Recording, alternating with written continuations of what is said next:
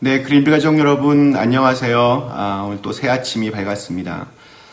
제가 개인적으로 참 좋아하는 말 중에 봄을 이기는 겨울은 없다라는 말이 있습니다. 네, 성경에는 없는 말이지만 어제는 아주 오랜만에 화창한 날씨였습니다. 봄이 왔습니다. 언제 끝날지 모르는 이 코로나 바이러스의 이 광풍의 시간도 분명히 끝을 맞이할 것입니다. 새로운 또 시간이 열릴 것입니다. 그때까지 잘 참고 또 견디고 이겨내시기를 기도합니다. 그래서 먼 훗날 그때 그 시절 우리의 이 간절함이, 우리의 절실함이, 우리의 이 사모하는 이 마음이 참 그때 그 힘든 시간들을 이겨냈던 그런 좋은 기억으로 여러분 마음속에 있게 되기를 간절히 기원합니다. 네, 오늘부터 저희가 시편 말씀 함께 같이 나누려고 합니다. 제가 예전에 어떤 자매와 상담을 한 적이 있었는데 어린 시절에 어떤 그 트라우마 같은 그 깊은 상처로 인해서 굉장히 힘들어해하던 그런 친구였습니다. 근데 제가 그 친구에게 시편 말씀을 매일 꼭 읽으라고 그렇게 권면했습니다. 말씀을 읽으면서 내가 고통당할 때 하나님 도대체 어디에 계셨습니까? 이거를 한번 끝까지 한번 매달리고 기도해 보라고 그렇게 권면했었습니다. 시편 말씀은 우리에게 뭔가 이렇게 기계적으로 명령하듯이 어떤 하나님의 우리를 가르치려고 하는 그런 것이 아니라 고통스러운 순간과 또 아픔의 시간들, 그때 과연 하나님이 어디 계셨습니까? 이런 말들을 여과 없이 자신의 말로 외쳤던 그런 사람들의 고백이 이 시편에 있습니다. 그런데 참 놀라운 것은 하나님 도대체 이 고통당하는 이 시간에 어디에 계셨습니까? 라고 울부짖는데 그들이 해답을 찾습니다. 그리고 하나님에게서 해답을 찾고 그 힘으로 시편의 늘 마지막 부분은 감사로 마무리가 되는 것을 우리가 참 많이 보게 됩니다. 함께 같이 우리가 언제 끝날지 모르는 이 시간들 동안 시편 말씀을 읽으며 여러분들도 함께 좀 하나님께 한번 물어봤으면 좋겠습니다. 하나님, 내가 고통당할 때 하나님 어디에 계십니까? 지금 이렇게 많은 사람들이 힘들어해하고 죽어가고 고통당하고 있는데 하나님 도대체 어디에 계십니까?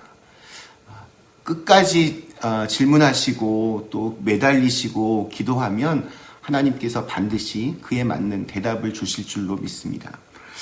제가 오늘 먼저 시편 1편, 오늘 첫 시간인데 한번 시편 1편 말씀을 먼저 읽겠습니다. 복 있는 사람은 악인들의 꾀를 따르지 아니하며 죄인들의 길에 서지 아니하며 오만한 자들의 자리에 앉지 아니하고 오직 여호와의 율법을 즐거워하여 그의 율법을 주야로 묵상하는도다. 그는 시냇가에 심은 나무가 철을 따라 열매를 맺으며 그 잎사귀가 마르지 아니함 같으니 그가 하는 모든 일이 다 형통하리로다. 악인들은 그렇지 아니하며 오직 바람에 나는 겨와 같도다. 그러므로 악인들은 심판을 견디지 못하며 죄인들이 의인들의 모임에 들지 못하리로다. 무릇 의인들의 길은 여호와께서 인정하시나 악인들의 길은 망하리로다. 아멘. 네, 오늘 우리 시편 1편 말씀 제일 먼저 우리가 생각해야 될 것 중에 하나는 과연 성경에서 말하는 복이 무엇인가입니다.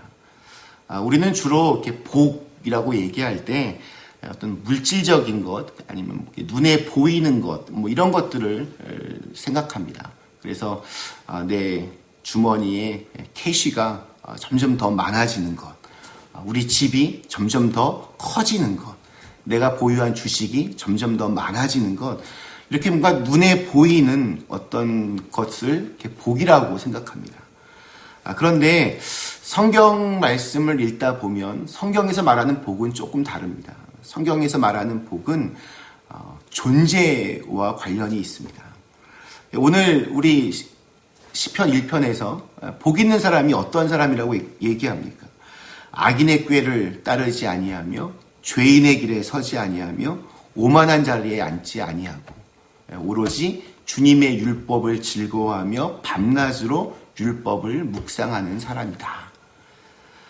세상에서 가장 행복하게 살아갈 수 있는 비결이 바로 하나님의 말씀과 함께하는 것이다 라고 오늘 시편은 우리에게 알려줍니다. 생각해 보면 바로 그것이 하나님께서 우리에게 주신 가장 큰 축복입니다. 내가 어디에 있든지 내가 무슨 일을 하든지 내가 지금 하나님과 함께 있다. 하나님께서 나에게 말씀해 주신다. 이것이 믿어지고 그러한 경험들을 하게 되면 그 사람의 인생은 정말 행복하게 바뀌게 됩니다. 우리는 하나님의 이 말씀을 통해서 우리의 구원자이신 예수님을 만나게 되었습니다. 또 하나님의 말씀을 통해서 하나님이 얼마나 나를 사랑하고 계신지 그것도 알게 됩니다. 내가 하나님께 또 얼마나 소중한 존재인지도 알게 됩니다. 말씀을 통해서 하나님이 자꾸 나를 깨우쳐 주십니다. 그런가 하면 내가 이 세상에 태어나서 살게 된 데에는 분명히 하나님의 분명한 뜻과 목적이 있다는 것도 우리는 말씀을 통해 알게 됩니다. 그래서 좀 더 내 인생을 값지게, 보람되게, 아름답게 가꾸려고 노력합니다. 하나님께서 주신 말씀과 더불어 이 세상을 살아간다는 것, 그것이 얼마나 큰 축복이 되는지 우리는 믿음으로 알 수 있습니다. 사진 찍는 분들, 사진사들 얘기를 들어보면 사람들 이제 사진을 찍을 때 보통 때는 뭐 막 웃고 뭐 즐기다가도 딱 사진기 앞에 딱 들이대면 얼굴이 금방 굳어진다고 합니다. 아무리 이렇게 웃으라고 얘기해도 그냥 억지로 짓는 그 이상한 웃음만 짓고 자연스러운 웃음이 사라진다고 합니다. 그래서 어떤 사진 전문가들은 꼭 그러한 순간에 이렇게 얘기한다고 합니다. 지금 가장 먹고 싶은 게 뭐예요? 이렇게 물어보면 그 사람이 생각을 합니다. 근데 자기가 가장 이렇게 먹고 싶은 음식을 생각할 때 굳어졌던 얼굴의 표정이 다시 이렇게 부드러워진다라고 합니다. 소설가 박완서 씨가 쓴 이 세상에 맛없는 음식은 없다라는 그런 수필이 있습니다. 여기서 우리 그 박완서 선생님이 칼 싹두기라는 거에 대한 예찬을 펼치는데 우리가 보통 수제비라고 우리가 아는 그러한 음식입니다. 그분이 그 책에서 가난했던 시절에 그 칼 싹두기가 어떠한 역할을 했는지 이렇게 소개합니다. 땀 흘려 이걸 한 그릇 먹고 나면 마음속까지 훈훈하고 따뜻해지면서 이렇게 화목한 집에서 태어나길 참 잘했다는 기쁨인지 감사인지 모를 충만함이 밀려왔다. 칼 싹두기의 소박한 맛에는 이렇듯 외로움을 타는 식구들을 한 식구로 어우르고 위로하는 신기한 힘이 있었다. 하나님의 말씀이 무엇인가? 저는 그렇게 우리를 따뜻하게 하는 음식이다, 그렇게 말할 수 있습니다. 우리 예수님도 시험 당하실 때 뭐라고 말씀하셨습니까? 사람이 떡으로만 사는 것이 아니라 하나님의 말씀으로 산다. 하나님의 말씀이 차가워진 우리의 마음을 다시 회복시켜 주시는 그 힘이 있습니다. 그래서 우리가 말씀을 읽어야 됩니다. 그렇게 하나님의 말씀과 더불어 살아가는 행복한 사람들을 우리가 3절에서는 시냇가에 심겨진 나무와 같다라고 그렇게 표현을 합니다. 여러분, 시냇가에 심은 나무도 모진 찬바람을 맞습니다. 뭐 눈이 내리면 나뭇가지가 다 부러지기도 하고, 또 시냇가에 심은 나무와 같은 사람도 세상 사람들이 당하는 그런 어려움들 다 같이 경험합니다. 고통 겪을 수 있고 실패도 또 맛볼 수 있습니다. 질병을 앓기도 합니다. 그런데 정말 중요한 것은 아무리 가물어도 영향을 공급받을 수 있는 힘의 원천을 시냇가로 이렇게 뿌리를 내리고 있습니다. 내가 기도하고 싶을 때 기도할 수 있는 사람, 내가 정말 은혜를 사모하는데 은혜를 받는 사람, 지금 정말 성령이 필요한데 성령이 나를 떠나지 않고 지켜줄 수 있는 사람, 그런 사람들이 시냇가에 심은 나무라고 이렇게 말할 수 있을 것입니다. 반대로 악인은 바람에 나는 겨와 같은 존재라고 합니다. 뿌리가 없습니다. 그래서 늘 이리 흔들 저리 흔들 왔다 갔다 그렇게 살아갑니다. 오늘 저희가 읽은 이 시편 1편은 복 있는 사람, 의인과 또 악인이 살아가는 모습에 대해서, 그리고 그 마지막 결말에 대해서 우리에게 알려줍니다.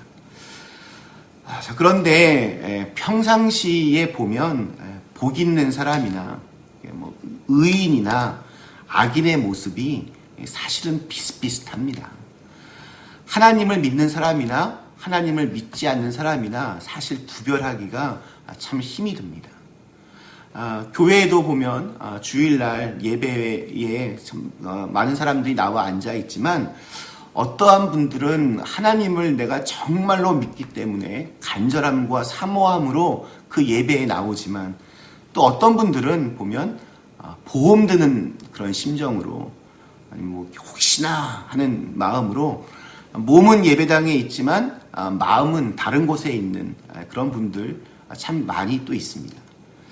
겉으로 보기에는 구별할 수 없습니다. 그냥 똑같아 보입니다. 하지만 사실은 정말 굉장히 다릅니다.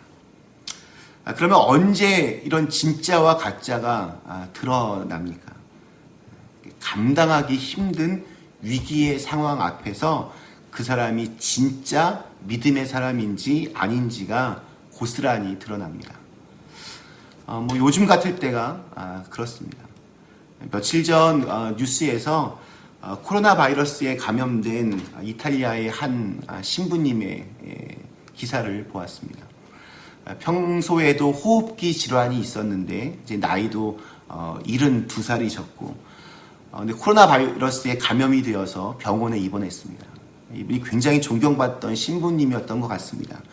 신도들이 이 신부님의 쾌유를 빌면서 산소 호흡기를 선물해 주었는데, 그 신부님은 이 호흡기를 자기는 알지 못하는 젊은 환자에게 그 호흡기를 양보하고 투병하다 끝내 숨을 거두었습니다. 그리고 그 신부님의 희생어린 사랑 덕분에 이 젊은 환자는 회복되었다고 합니다. 그 신부님은 사람이 자기 친구를 위하여 자기 목숨을 내놓는 것보다 더 큰 사랑은 없다, 이 성경 말씀대로 그렇게 산 분이었습니다. 정말 감동이 있습니다. 그리고 얼마 전에는 우리 교회 집사님 한 분이 코스코에 갔습니다. 화장지 좀 살 수 있을까 했는데 이게 나오자마자 순식간에 다 동이 났습니다. 집에 화장지 별로 남아있지도 않은데 어쩌나, 그런 마음으로 파킹장에서 이제 산 물건들을 이제 차에 싣고 있는데 어떤 분이 오셔서 화장지를 샀냐라고 그렇게 물어보셨다고 합니다. 그래서 못 사서 참 속상하다라고 대답을 하니까 그분이 자기 차에 가서 자기가 산 화장지를 이렇게 뜯어서 그 일부를 이 집사님에게 주었다고 합니다. 참 마음이 따뜻해지는 그런 이야기죠. 이런 소식을 듣게 되면 인간이 참 위대하다라는 생각이 듭니다. 또 반면에 총과 또 총알 사기 위해서 사람들이 쭉 이렇게 늘어선 모습을 볼 때나, 또 화장지가 매장에 나오기가 무섭게 사람들 밀치고 사재기 할 수 있을 만큼 그냥 막 사는 사람들, 또 요즘 아시아인이라고 대놓고 경계하고 심지어 폭력을 행사하는 사람들을 보면 참 인간이라고 하는 존재는 답이 없어 보인다, 이런 생각이 들기도 합니다. 위기의 상황이 되면 인간의 위대함을 경험하기도 하고, 또 가장 이기적으로 저급한 그 민낯을 보게 되기도 합니다. 진짜와 가짜가 확연히 드러납니다. 그런 면에서 지금은 우리의 지금 믿음의 수준이 어느 정도인지를 정확히 알 수 있는 그런 시간입니다. 하나님을 믿는 사람답게 하나님이 주신 고귀한 마음을 가지고 오늘 하루 하나님의 사랑의 그 위대함을 드러낼 수 있는 그런 하루가 되시기를 주님의 이름으로 간절히 축원합니다. 잠시 함께 같이 기도하시겠습니다. 생명의 근원이 되신 하나님, 영적으로 목말라야 하며 더욱 깊이 주님께 뿌리를 내리는 사람이 되게 하여 주시옵소서. 하나님의 말씀과 늘 동행하면서 우리를 끊임없이 먹이시고 입히시고 돌보시는 그 하나님의 숨결을 느끼며 정말 주위에 있는 사람들에게 이것이 얼마나 귀하고 또 행복한 우리의 삶인지를 드러낼 수 있는 그런 오늘 하루가 되게 하여 주시옵소서. 당신의 자녀들을 주님 축복하여 주시고 일상의 자리에서 언제나 하나님으로 인하여 마음의 평강과 또 기쁨이 있는 또 오늘 하루가 되게 하여 주시옵소서. 예수님의 이름으로 간절히 기도드리옵나이다. 아멘.